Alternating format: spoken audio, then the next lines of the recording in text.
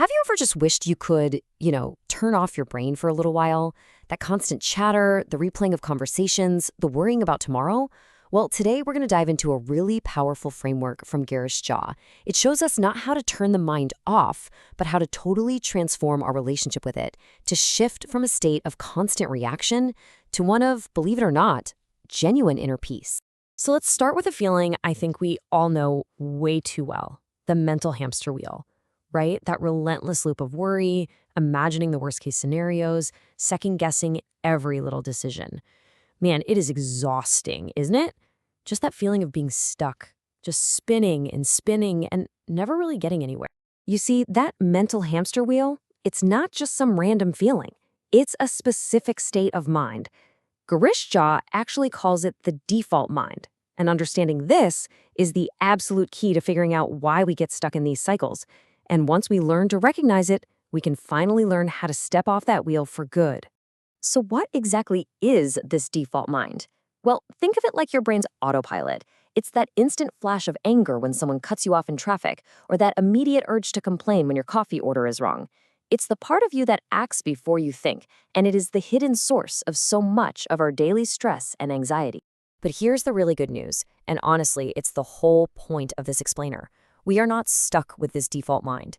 We are not doomed to live on that wheel forever. We have a choice. We can consciously shift our perspective and cultivate a whole different way of being, a way that leads to peace instead of conflict. And here you can really see the two paths we can take laid out. On one side, you've got the default mind. That's the path of reaction, blame, and conflict. But the discerning mind? That's where we find the calm, the clarity, and the wisdom to respond to life's challenges instead of just reacting to them. It's all about creating harmony inside ourselves rather than constant inner turmoil.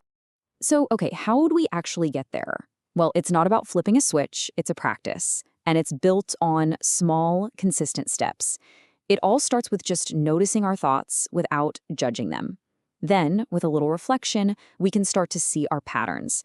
And with humility, that willingness to just say, you know what, I don't know, we open ourselves up to a whole new way of being. Okay, now let's get into what might be one of the most powerful ideas in this entire framework. This is the key to understanding how we so often create our own suffering, and it all comes down to the subtle, but crucial, stories we tell ourselves about what happens in our lives. This is where things get really, really interesting. An event is just a neutral fact. It's cloudy, you're in traffic, a friend canceled plans. It just is. But an incident, that's what happens when your default mind gets involved. It takes that neutral event and attaches an emotional story to it. This traffic is ruining my day. And that story, that's where the suffering begins. And this right here, this is the secret. In that tiny little pause between what happens and how you react, there is a space of pure freedom.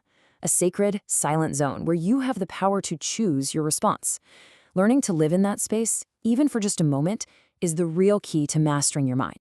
So, how in the world do we find that sacred zone in the heat of the moment? Well, that's where the SILENT method comes in. It's a simple, practical tool that can help you create that space for yourself anytime, anywhere, and guide you right back to your center. Each letter of SILENT is a step on this path. We start by stilling all that noise. Then we invoke our own inner awareness. We practice letting go of the stuff we just can't control and embracing the only moment that's actually real, right now.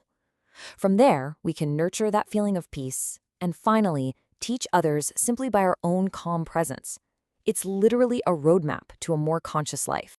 Now, when we start to practice this kind of mindfulness, something really amazing starts to happen. We begin to see ourselves in a completely new light. And there's this beautiful, simple metaphor that just perfectly captures this profound shift in perspective. Just think about your own thoughts and feelings for a second. They come and they go, right? Your anxiety, your anger, even your moments of pure joy. None of them are permanent. They're just like clouds passing in the sky, constantly shifting, changing shape, and eventually just dissolving away. They are not who you fundamentally are. And here it is. This is the profound truth at the heart of it all. You are not the clouds. You are the sky. Your thoughts and emotions, yeah, they can be stormy and dark and turbulent, but they cannot change the vast, peaceful, and unchanging nature of the sky itself. You are the awareness that witnesses the storm, not the storm itself. When you truly grasp this, when you really get it, everything changes. You are no longer a victim of your own mind, tossed around by every passing thought or feeling. You become the master of your inner world, the calm, clear sky that holds space for all of it, without being defined or damaged by any of it. So, as you go about your day, I just invite you to ask yourself this one simple question, especially when things get tough. Am I the clouds or am I the sky?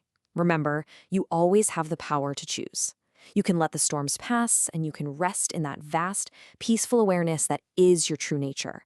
The choice, my friends, is always yours.